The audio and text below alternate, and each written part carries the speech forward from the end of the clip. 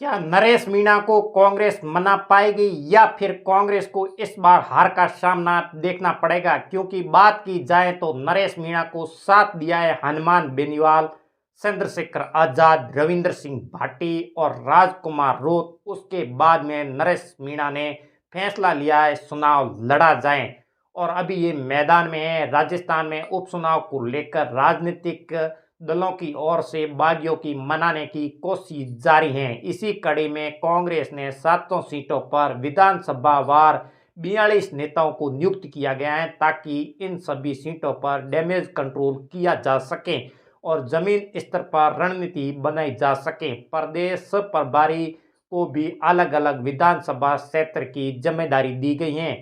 फिलहाल कांग्रेस को 2 विधानसभा सीटों देवली उनियारा और झुंझुनू पर बागियों को मनाना है। नरेश मीणा ने देवली उनियारा विधानसभा क्षेत्र से कांग्रेस के खिलाफ जंग का आगाज कर दिया है। उन्होंने शुक्रवार को आखिरी दिन अपना नामांकन भी दाखिल कर दिया है और जबकि नरेश मीणा ने कांग्रेस के किशोर चंद्र मीणा को मैदान में उतारा है और नरेश मीणा के बागी तेवर के बाद पार्टी के नेता चिंतित कर रहे हैं और नरेश मीणा से नामांकन वापस लेकर कंट्रोल डैमेज करने की कोशिश कर रहे हैं।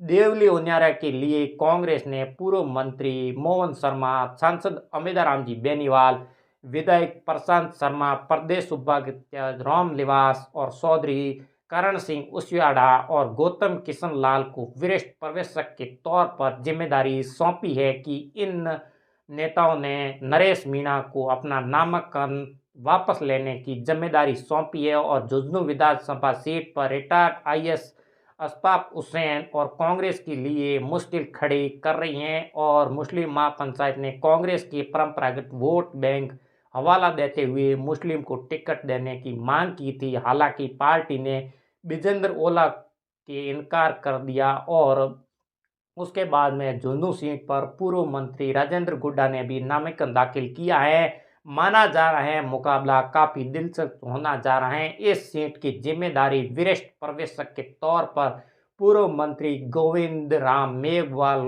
और हकाम अली और अनिल शर्मा, अमित शाह, सैन हुसैन अली और हिम्मत सिंह शेखावत, प्रदेश उपाध्यक्ष नसीम सिंह और कस्बा को सौंपी गई है। फिलहाल ये नेता लगातार दोनों विधानसभा क्षेत्र में घूमकर बागी नेताओं को मनाने की कोशिश की जा रही है। उनके समर्थकों से भी मिलने की कोशिश की जा रही है और बागी नेताओं को कैसे मनाया जाए, कैसे राजी किया जाए और उसके लिए प्रयास भी किया जा रहा है ताकि ये चुनाव ना उतरे लेकिन झुंझुनू सीट डैमेज कंट्रोल किया जा सके। लेकिन जिस तरह से नरेश मीणा ने देवली उनियारा सीट पर अपना रुख अख्तियार किया है, इससे ये साफ है कि नरेश मीणा कांग्रेस की टिकट का इंतजार कर रहे थे और उन्हें टिकट नहीं मिला तो उन्होंने साफ तौर पर ऐलान कर दिया कि वो अब से चुनाव मैदान में ही रहेंगे।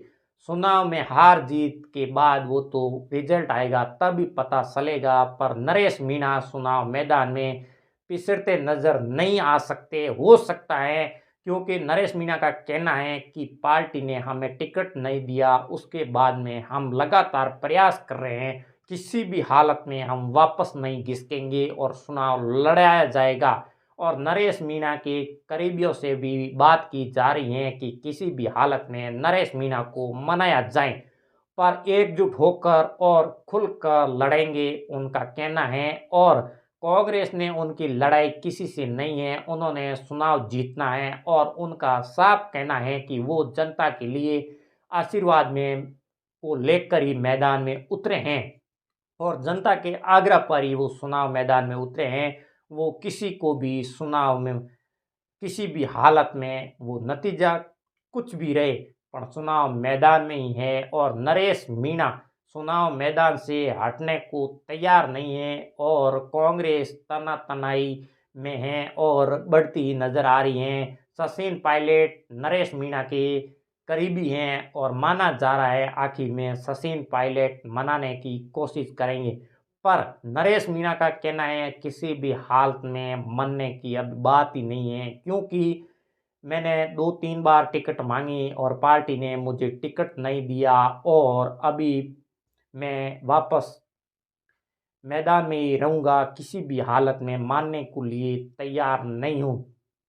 मनाने की सारी कोशिशें अब तक की नाकाम रही है और देवली ओनियारा में नरेश मीणा लगातार अपनी सभाओं कर रहे हैं, लोगों से मिल रहे हैं और अपना जन समर्थन में जुट रहे। उनकी भीड़ में हजारों की संख्या में लोग नजर आ रहे हैं, जिससे कांग्रेस में तनाव और शर्म पर है और कांग्रेस चिंता में है कि नरेश मीणा चुनाव मैदान में रहे तो नरेश मीणा चुनाव जीत जाएंगे या फिर नरेश मीणा की वजह से कांग्रेस अपनी सीट हार जाएगी। राजस्थान में उपचुनाव को लेकर राजनीतिक दलों की बागियों को मनाने की पूरी कोशिश की जा रही है। इसी कड़ी में कांग्रेस ने 7 सीटों पर विधानसभा वार 42 नेताओं को नियुक्त किया गया है, ताकि इन सीटों पर डैमेज कंट्रोल किया जा सके और जमीन स्तर पर रणनीति बनाई जा सके और प्रदेश प्रभारियों को भी अलग अलग विधानसभा क्षेत्रों की जिम्मेदारी भी सौंपी गई है। फिलहाल कांग्रेस को 2 विधानसभा सीट देवली ओनियारा और झुंझुनू पर बागियों को मनाने की पूरी कोशिश की जा रही है। नरेश मीणा देवली ओनियारा से और कांग्रेस के खिलाफ जंग का आगाज कर चुके हैं। उन्हें शुक्रवार को अपना आखिरी दिन नामांकन भी दाखिल कर दिया और जबकि नरेश मीणा ने उसके बाद कांग्रेस के किस्तूर चंद मीणा को भी मैदान में उतारा और नरेश मीणा के बागी तेवर के बाद पार्टी के नेता चिंतित में हैं और नरेश से नामांकन वापस लेकर डैमेज कंट्रोल करने जा रहे हैं और नरेश मीणा मानने को लिए तैयार नहीं है।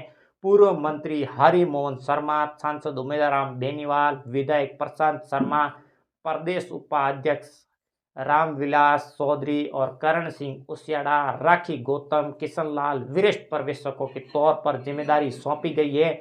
इन लोगों ने नरेश मीणा को अपना नामांकन वापस लेने में लगे हुए हैं। वहीं झुंझुनू विधानसभा सीट से रिटायर्ड आईएएस अफसर हुसैन ने कांग्रेस के लिए मुश्किलें खड़ी कर दी हैं। मुस्लिम महापंचायत ने कांग्रेस के परंपरागत वोट बैंक का हवाला देते हुए मुस्लिम को टिकट देने की मांग की थी। हालांकि पार्टी ने विजेंद्र ओला को लेने से इनकार कर दिया तो झुंझुनू सीट से पूर्व मंत्री राजेंद्र गुड्डा ने भी अपना नामांकन दाखिल किया था। ऐसे में माना जा रहा है कि वहां मुकाबला काफी दिलचस्प होने जा रहा है। कांग्रेस इस सीट की जिम्मेदारी वरिष्ठ पर्यवेक्षकों के तौर पर पूर्व मंत्री गोविंद राम मेवाड़, हाकम अली और अनिल शर्मा और अमित सेन, हाकम अली, हेम सिंह शेखावत, प्रदेश उपाध्यक्ष नसीम मुख्तार, महासचिव राम सिंह कस्बा को सौंपी गई है। फिलहाल ये नेता लगातार दोनों विधानसभा सीटों पर घूमकर बागी नेताओं को मनाने का पूरा प्रयास कर रहे हैं। उनके समर्थकों से भी मिलने की पूरी कोशिश की जा रही है। बागी नेताओं को अपनी बातों में कैसे लाएं और कैसे मनाया जाए, ये पूरा प्रयास किया जा रहा है ताकि ये चुनाव मैदान में न उतरे, लेकिन एक तरह से झुंझुनू सीट पर डैमेज कंट्रोल किया जा सके। लेकिन जिस तरह से नरेश मीणा देवली ओनियारा सीट पर अपना रुख अपनाया है, ये साफ तौर पर दिखाई दे रहा है कि कांग्रेस से टिकट का इंतजार कर रहे थे और टिकट नहीं मिलने के बाद नरेश मीणा ने ऐलान कर दिया और उसके बाद में चुनाव मैदान में उतर गए और अभी पार्टी के नेता भी मनाने की कोशिश कर रहे हैं। अब नरेश मीणा फिलहाल मानने को लिए तैयार नहीं है। हो सकता है इसी को लेकर नरेश मीणा जीते या नहीं जीते। कांग्रेस का कहना है कि नरेश मीणा की वजह से हम वहाँ की सीट नहीं हार जाएं, इसको लेकर पर्यवेक्षक और विधायक उससे बात करना चाहते हैं और जब उनके करीबियों से बातचीत की जा रही है तब नरेश मीणा के करीबियों ने साफ मना कर दिया है कि हम तो चुनाव मैदान में हैं, किसी भी हाल में मानने को लिए तैयार नहीं है, एकजुट होकर खुलकर लड़ेंगे। उनकी लड़ाई कांग्रेस से नहीं है, उनकी लड़ाई किसी से नहीं है और उन्हें चुनाव जीतना है। उनका मकसद एक ही है, किसी भी हालत में चुनाव जीता जाए। आप लोगों को क्या लग रहा है, राजस्थान की 7 विधानसभा सीटों का उपचुनाव होने जा रहा है, इसमें कांग्रेस पार्टी कितनी सीट जीत पाएगी और बीजेपी कितनी सीट जीत पाएगी? आप इसी वीडियो को ज़्यादा से ज़्यादा शेयर करें, हमारे यूट्यूब चैनल को सब्सक्राइब कर दें और फेसबुक पेज को फॉलो ज़रूर करें और अगले नए वीडियो मिलते हैं। राम राम, नमस्कार।